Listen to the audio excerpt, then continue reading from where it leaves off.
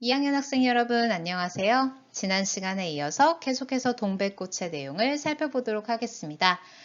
지난 시간까지 해서 위기 부분의 내용까지 살펴봤는데요. 위기 부분의 내용을 한 줄로 요약하면 나는 수탉에게 고추장까지 먹여가면서 이제는 진짜 계속 이 서술자 나는 점순이의 진짜 의도, 점순이가 계속 수탉에 싸움을 붙이는 진짜 의도는 여전히 눈치를 채지 못한 채 오로지 목표는 뭐예요?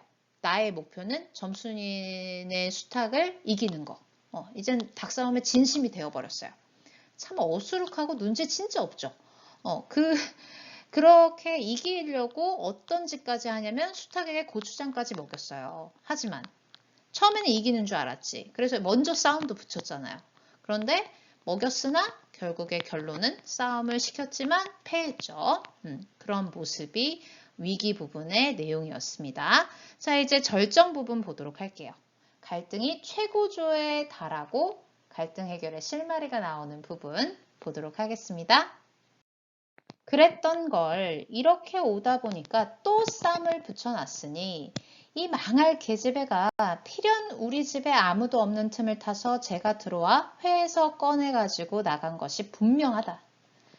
나는 다시 닭을 잡아다 가두고 염려는 스러우나 그렇다고 산으로 나무를 하러 가지 않을 수도 없는 형편이었다. 소나무 삭정이를 따며 가만히 생각해보니 암만 해도 고년의 목쟁이를 돌려놓고 싶다. 이번에 내려가면 망할년 등줄기를 한번 되게 후려치겠다 하고 싱둥벙둥 나무를 지고는 불이 나게 내려왔다.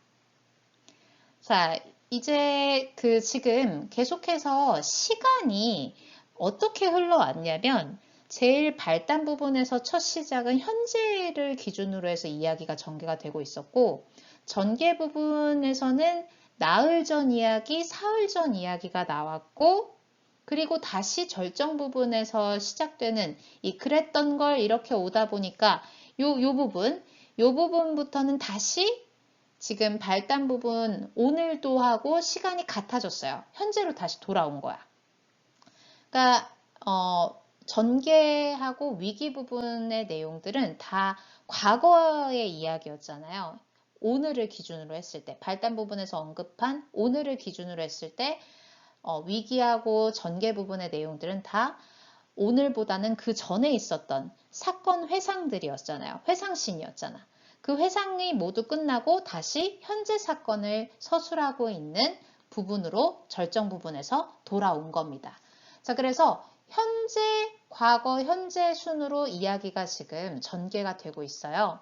근데 원래 시간 순서대로 가면은 현재 다음에는 미래 이야기가 나와야 하는데 현재에서 다시 과거로 돌아갔다가 다시 현재로 왔어요. 이런 거를 뭐라고 하냐면 시간의 흐름을 역행했다, 거슬렀다라고 해서 역순행적 구성이라고 합니다. 나중에 뒤에 가서 정리할게요. 자, 그래서 절정 부분이 178쪽부터 시작인데 이 절정 부분에서 다시 사건 회상을 끝내고 현재의 사건을 서술하고 있는 부분이라는 걸 꼭 기억을 해주세요. 자, 그러면서 이제 또 쌈을 점순이가 붙여놓은 거야. 그래서 정말 틀림없이 이 망할 계집애는 당연히 점순이겠죠? 점순이가 우리 집에 아무도 없는 틈을 타서 자기가 들어와가지고는 우리 집 수탉을 꺼내다가 또 싸움을 붙여놓은 거지. 그래서 다시 나는 우리 집 수탉을 잡아다가 가두고는 염려는 스럽지만 그렇다고 내가 지금 산에 나무하러 가지 않을 수도 없으니까 이제 가서 나무를 하면서 생각을 한 거야. 이 소나무 삭정이를 따면서 가만히 생각해 보니까 내가 이번엔 내려가면은 고년이 누구겠어요? 그치, 점순이의 모가지를 돌려놓겠대. 엄청 화가 난 거지. 이번에 내려가면 그 망할년의 등줄기를 한번 세게 후려치겠다라고 결심을 하고 싱둥벙둥 대충대충 나무를 지고는 불이 나게 내려왔다라고 되어 있는 거예요. 자, 이렇게 지금 시가 아니죠. 소설 중간중간에 이렇게 되게 적나라한 욕들이 지금 사용이 되고 있죠. 고년의 목쟁이부터 시작해서 망할년까지. 자, 이렇게 과장스러운 좀 비속어를 사용을 하는데 그 이유가 있어요. 과장스러운 비속어를 사용함으로써 생동감과 웃음을 주는 거죠. 자, 그래서 여전히 이 그 점순이의 진심은 안중에도 없이 그저 지금 분노 게이지만 상승하고 있는 서술자의 모습이 확인이 되고 있습니다. 거지반 집게 다 내려와서 나는 호두기 소리를 듣고 발이 딱 멈추었대요. 호두기는 누가 불고 있었을까요? 그렇죠. 당연히 점순이가 불고 있었겠지. 거의 집에 다 내려와서 나는 호두기 소리를 듣고 발이 딱 멈춰섰대요. 산기슭에 널려있는 굵은 바윗돌 틈에 노란 동백꽃이 소보록하니 깔렸다라고 합니다. 그 틈에 끼어앉아 점순이가 청승맞게 호두기를 불고 있는 것이다. 그보다도 더 놀란 것은 그 앞에서 또 푸드득 푸드득 하고 들리는 닭의 횟소리다. 필연코 요년이 나의 약을 올리느라고 또 닭을 집어내다가 내가 내려올 길목에다가 싸움을 시켜놓고 저는 그 앞에서 앉아서 천연스레 호두기를 불고 있음에 틀림없으리라. 자, 지금 또 그 점순이가 그새를 못 참고 또 이렇게 닭싸움을 붙여 놓은 거예요.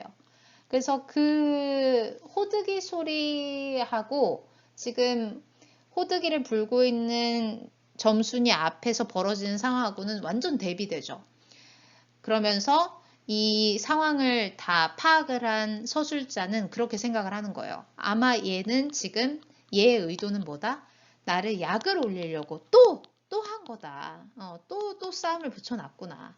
그러니까 아직도 서술자 나는 점순이가 자신의 약을 올리기 위해서 닭을 괴롭힌다라고 생각하고 있는 거야. 이제 절정 부분까지 왔으면 좀 눈치챌 법도 한데 얘는 정말 답답하죠. 자, 계속 볼게요. 나는 약이 오를 대로 다 올라서 두 눈에서 불과 함께 눈물이 퍽 쏟아졌대요. 나무지게도 벗어놓을 새 없이 그대로 내동댕이 치고는 지게막대기를 뻗치고 허둥지둥 달려들었답니다.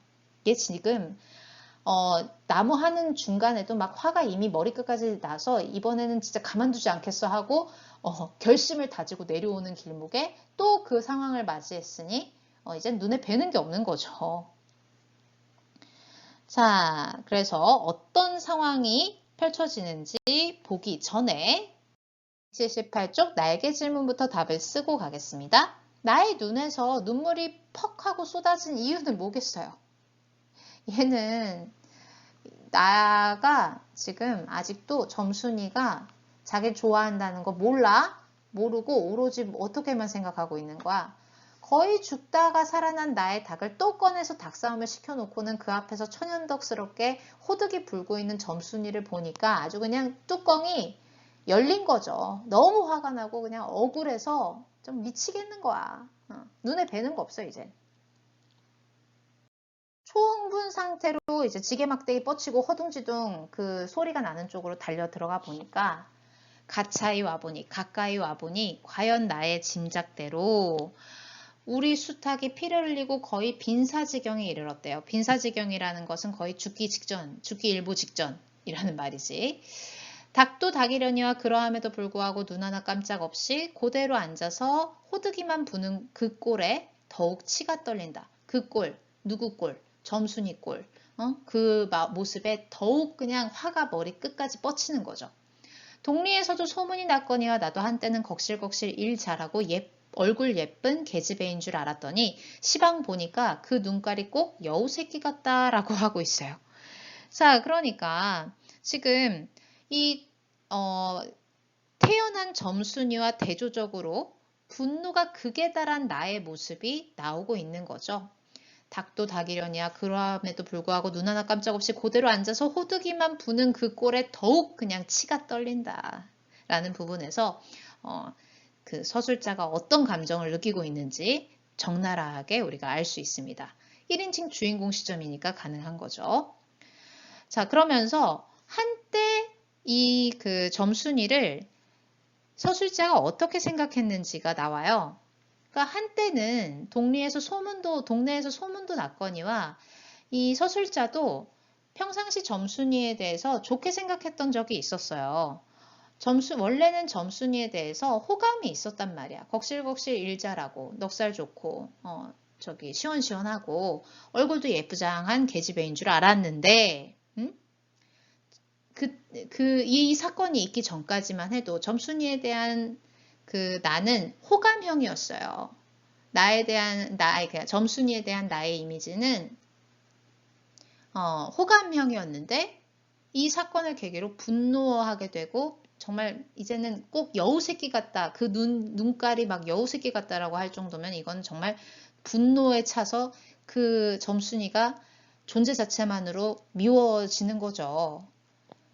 자, 이제 그래요. 지금 완전 뚜껑 열렸어요. 열린 이 나가 어떤 행동을 하는지 보세요. 눈에 뵈는 거 없다 그랬지. 나는 대뜸 달려들어서 나도 모르는 사이에 큰 수탉을 단매로 때려 엎었대요. 닭은 푹 엎어진 채 다리 하나 꼼짝 못하고 그대로 죽어버렸어요. 그리고 나는 멍하니 섰다가 점순이가 매섭게 눈을 홉뜨고 닥치는 바람에 뒤로 벌렁 나자빠졌답니다. 이놈아! 너 왜 남의 닭을 때려 죽이니? 하니까 그럼 어때? 하고 일어나다가 뭐 이 자식아? 네 집 닭인데 라고 점순이가 말을 해요. 자, 나는 대뜸 달려들어서 이미 지금 눈 돌아갔거든요. 달려들어서 나도 모르는 사이에 큰 수탉, 그러니까 큰 수탉은 점순이네 수탉이겠지? 점순이네 수탉을 단번에 그냥 때려 엎었어요. 그 지게 막대기 들고 달려들었잖아요. 그 지게 막대기로 쳐서 죽인 거죠. 점순의 닭이 죽었어요. 점순의 닭은 푹 엎어진 채 다리 하나 꼼짝 못하고 그대로 죽어버린 거야. 그러고 나서 어떤 상황이 되냐면 이제 너무 나도 모르는 사이에 순식간에 일이 벌어진 거잖아요. 그렇단 얘기는 이 갈등과 분노가 최고조에 이르러서 어땠던 상태라는 걸 알 수 있어요. 그 서술자 나가. 그렇지. 이성을 잃은 거야. 이성을 잃고 점순이의 닭을 죽이게 된 거죠. 그러고 나서 죽은 닭을 보고는 그제서야 이제 닭이 죽었다라는 걸 확인하고는 당황한 모습에 멍하니 쓰게 된 거죠. 그러니까 닭이 죽자 좀 당황을 한 거죠. 그제서야 정신이 조금씩 돌아오고 있었던 거지. 점순이가 매섭게 눈을 홉뜨고 닥치는 바람에 뒤로 벌렁 나자빠졌어요. 그러면서 이제 점순이가 이렇게 얘기를 하죠. 이놈아, 너 왜 남의 닭을 때려 죽이니? 라고 하니까 한 번은 이제 배짱은 부려봐야죠. 그럼 어때? 하면서 이렇게 맞받아치니까 맞받아치면서 다시 일어나려고 하는데 억장이 무너지는 그리고 나로 하여금 현실을 자각하게 하는 말을 이제 현자 타임이 오는 거죠. 현자 타임이 오게끔 하는 그 멘트를 점순이가 나에게 합니다. 뭐라고 말하냐면 뭐 이 자식아 누집 닭인데 자 나가 현실을 직시하게 되는 말인 거죠. 너 지금 큰일 났어. 너 마름집 닭 죽인 거야. 너가 지금 그렇게 배짱 부릴 때가 아니거든? 이 얘기를 한 거예요. 자, 당연히 어땠을까요? 이 말을 듣자마자. 큰일 났다. 이 마음이었겠죠? 자, 계속 보도록 할게요. 하고 복장을 떼미는 바람에 다시 벌렁 자빠졌다. 그러고 나서 가만히 생각을 하니 분하기도 하고 무안스럽기도 하고 또 한편 일을 저질렀으니 인젠 땅이 떨어지고 집도 내쫓기고 해야 될는지 모른다. 아유 이제 그제서야 정신이 돌아온 거예요. 마름의 닭을 죽였으므로 앞으로 생길 일이 걱정스러운 그런 오만 가지 생각이 쫙 이렇게 스쳐 지나가는 거죠. 그런 생각들을 이제 하고 나니 나는 비슬비슬 일어나며 소매자락으로 눈을 가리고는 얼김에 엉 하고 울음을 놓았답니다. 그러다 점순이가 앞으로 다가와서 그럼 너 이단부턴 안 그럴 테냐? 라고 말을 해요. 근데 일단 지금 왜 울었을까요? 나는 엉김에 엉 하고 울음을 놓았대요. 왜 울었겠어요? 닭을 죽인 일로 예상되는 결과들 이제는 땅도 쫓겨나겠구나. 큰일 났다. 닭을 죽인 일로 예상되는 그 앞으로의 일들이 두려웠을 거 아닙니까? 그래서 울고 있는데 그 울고 있는 나를 향해서 점순이가 그 앞으로 다가와가지고는 그럼 너 이단부터 안 그럴 테냐? 라고 말을 해요. 자, 이렇게 그 점순이가 하고 물을 때에야 우리의 서술자는 무슨 생각을 하냐면 비로소 살 길을 찾은 듯 싶었대요. 나는 눈물을 우선 씻고 뭘 안 그래야 되는지 명색도 모른다는 건 이유도 모르건만 일단 그래! 하고 무턱대고 대답을 했대요. 자, 그랬더니 우리 점순이가 요단부터 또 그래봐라. 내가 자꾸 못 살게 굴 테니 하니까 그래 인젠 안 그럴 테야 이러는 거지. 자, 그러니까 지금 이 상황까지 왔는데 그럼 너 이단부터 안 그럴 테냐라는 말의 의미는 뭐겠어요? 점순이의 그 말에 담긴 의미는 너 이제부터 내 호의 무시하지 마. 내가 이렇게 감자 같은 거 주면 덥석덥석 받아 먹어야 돼. 이 말을 한 건데 얘는 아직도 몰라요. 서술자는 그 말의 뜻이 무슨 뜻인지도 몰라. 그냥 오로지 지금 그 점순이의 너 이단부터 안 그럴 거야? 하면서 하니까 좀 살길. 그러니까 지금 내가 엄청나게 큰 사고를 쳤잖아요. 사고를 쳤는데 그 위기를 벗어나기 위해서 일단 점순이가 하라는 대로 해야 되는 거야. 그래서 하라는 대로 해야겠기에 점순이의 물음에 그 점순이의 물음이 무엇을 의미하는지도 제대로 모른 채 일단 약속부터 하고 보고 약속부터 하는 그런 서술자의 아둔하고 눈치 없는 모습을 알 수 있는 부분입니다. 자, 그래서 이 지금 빨간색 괄호로 묶은 부분, 영문도 모르고 위기를 벗어나기 위해 점순이의 물음에 약속을 하고 있는 나의 아둔하고 눈치 없는 모습이 또 웃음을 유발하는 요소가 되는 거죠. 닭 죽은 건 염려 마라. 내 안 잃을 테니. 자, 이 부분까지가 절정 부분이 되는 거예요. 자, 그리고 제가 지금 노란색 형광펜, 그럼 너 이단부터 안 그럴 테냐? 라고 하는 이 부분에서 지금 점순이의 말에 담긴 의미는 뒤에 날개 질문의 답으로 정리하겠습니다. 자, 점순이의 말에 담긴 의미, 너 이단부터 안 그럴 테냐? 이 말의 의미는요? 그렇죠. 점순이는 나에게 다음부터 자신의 호의를 무시하지 않을 것인지를 묻는 거죠. 내가 감자 주면 감자 덥석덥석 받아 먹고 그 다음에 내가 너한테 뭔가 말을 걸거나 너 뭐 하냐고 뭐 이렇게 말을 걸 때 퉁명스럽게 받지 말고 대답 잘해라. 이런 거죠. 나의 관심, 나의 호의를 무시하지 마라 라는 의미였다는 거지. 근데 얘는 그것도 몰라. 나는 일단 그런 의미, 진짜 의미도 모른 채 그냥 일단 살길부터 찾아봐야 되니까 무턱대고 지금 점순이가 시키는 대로 고분고분 약속하고 보고 있는 거예요. 참 둘의 모습이 대조되면서 웃음을 유발하는 요소들이 있는 거죠. 자, 여기까지가 절정 부분이었는데 이 부분에서 이제 서술자 나의 특징을 다시 한번 정리하겠습니다. 서술자 나는요, 3가지 특징을 지니고 있어요. 점순이가 호감의 표시로 감자를 주었지만 그 의미를 제대로 파악하지 못하고 거절을 해버려요.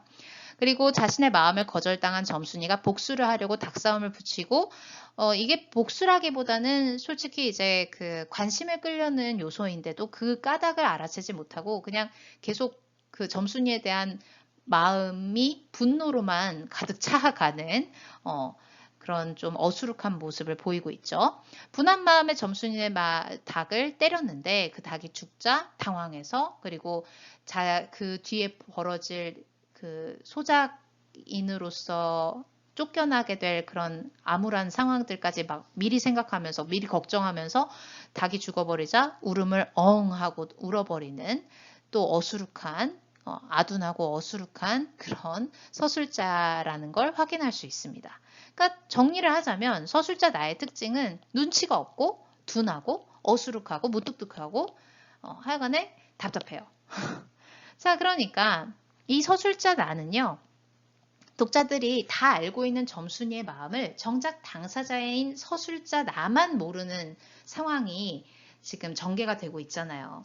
그런 서술자를 내세웠기 때문에 이 소설이 유독 재밌고 유쾌하고 또 그 독자로 하여금 웃음을 유발하면서 해학성이 강조되는 효과를 얻을 수 있는 거예요. 똑똑했으면 진작에 이제 좀 다른 분위기의 소설이 됐겠죠. 그런데 얘가 눈치가 없기 때문에 눈치가 없고 다른 사람은 다 알고 있는데 유독 얘만 눈치가 없어서 정작 당사자인 본인만 모르고 있기 때문에 그런 상황들이 독자로 하여금 웃음을 유발하는 요소, 해학적인 요소로 작용을 한다라는 겁니다. 178쪽부터 180쪽 13번째 줄까지 해서 절정 부분이었는데요. 절정 부분의 내용을 한 줄로 요약하면 홧김에 점순이네 닭을 죽이고 울음을 터뜨린. 왜 울음을 터뜨렸죠? 이제 땅도 떼이고 그냥 큰일 났다. 마름집 닭을 죽였으니까 그 뒤에 어떤 일이 벌어질 것인가에 대한 그런 두려움, 이것 때문에 이제 울음을 터뜨렸는데 그런 나를 점순이가 위로하면서 앞으로는 나의 호의를 거절하지 마라. 약속까지 받아내요. 그리고 못에 떠다 밀렸는지 나의 어깨를 짚은 채 그대로 픽 쓰러진다. 누가? 점순이가 나의 어깨를 짚은 채 그대로 동백꽃이 흐드러지게 핀 그 동백꽃 속으로 팍 쓰러져요. 그 바람에 나의 몸뚱이도 겹쳐 쓰러지며 한창 피어 퍼들어진 노란 동백꽃 속으로 폭 파묻혀버렸다. 여기서 동백꽃은 생강꽃입니다. 여러분들 생강 알죠?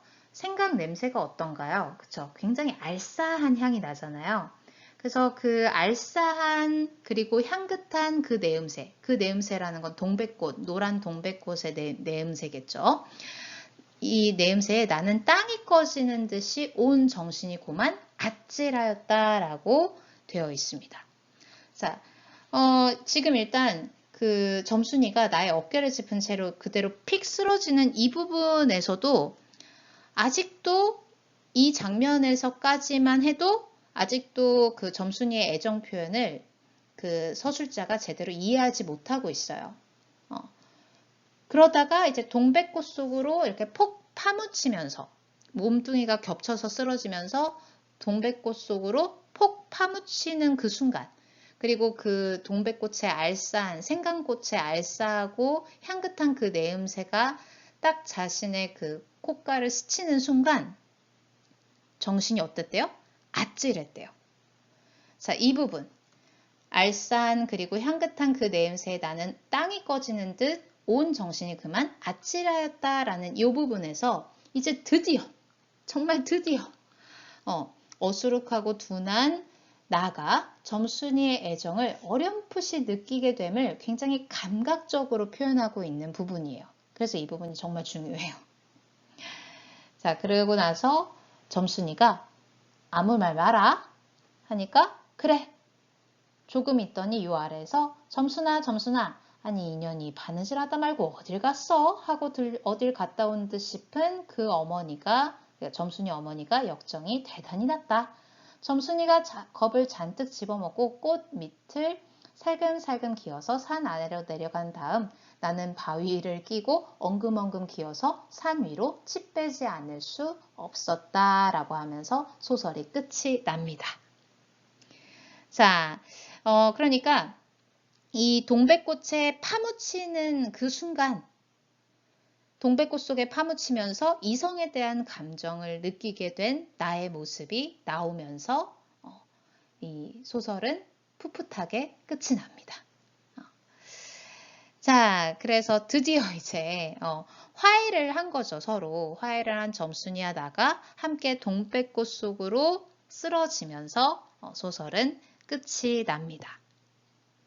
그러니까 이제 둘 사이에 비밀이 생겼어요. 그쵸? 둘 사이의 비밀을 간직한 채 서로 다시 각자의 그 공간으로 돌아가는 그런 모습으로 끝이 나고 있는 거죠. 자, 이 소설의 제목인 동백꽃은 마지막 장면에서 나와 점순이가 함께 쓰러진 공간적 배경이 되는데요. 한창 피어 흐드러진 노란 동백꽃이 상징하는 바가 무엇이냐?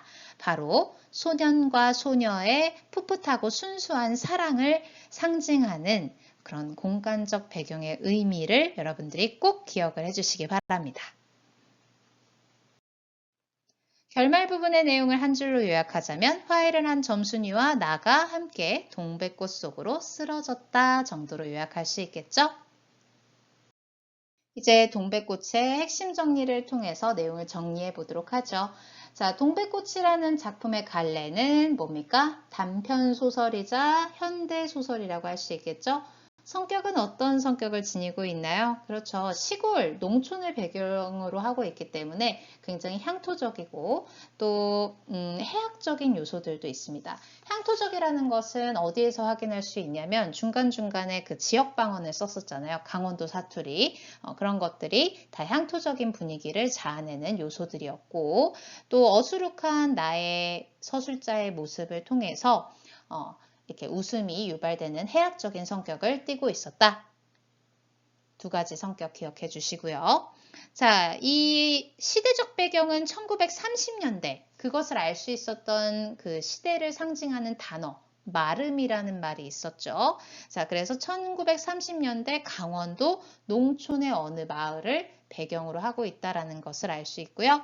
자, 그 다음에 주제는요. 농촌의 젊은 남녀, 17살이었지. 17살의 소년, 소녀가 보여주는 순박한 사랑. 그 사랑의 감정을 이제 막 시작하기 때문에 좀 서툴지만 또 그 안에서 순박한 사랑을 키워나가는 두 남녀의 이야기였습니다. 자, 그 다음에 시점은요. 어떤 시점이었죠? 그렇죠. 1인칭 주인공 시점이었고요. 제재는 사춘기 남녀의 사랑을 제재로 하고 있었습니다. 자, 특징은 한 세 가지 정도로 요약을 해볼 텐데요. 우리가 발단 부분에서는 오늘이라는 말에서 현재를 기준으로 해서 이야기가 시작이 됐는데 전개하고 위기 부분을 지나가면서 과거 이야기를 회상하는 부분이 나와요. 원래 시간의 순서대로 간다고 하면은 현재에서 미래의 이야기로 나아가야 하는데 현재 이야기로 시작을 했다가 과거로 돌아갔다가 다시 절정 부분에 이르러서 현재로 돌아왔었잖아요.